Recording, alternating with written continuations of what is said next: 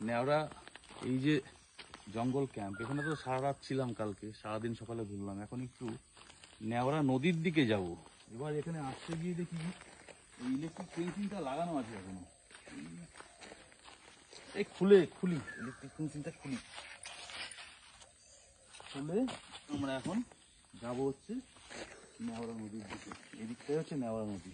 ওই যে দূরে দেখতে পাচ্ছেন আমাদের কটেজ, আর আমরা এখান থেকে ইলেকট্রিক ফেন্সিং খুলে নেওড়া নদীর দিকে চলে এসেছি।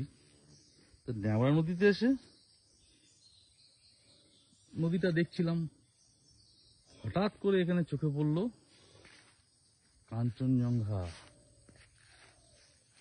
এটা তো একদমই একটা অতিরিক্ত পাওনা হয়ে গেল। কি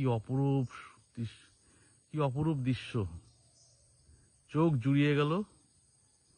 আপনাদের জন্য ক্যামেরা বন্দি করলাম, কিন্তু আমি তো নিজের চোখে দেখলাম।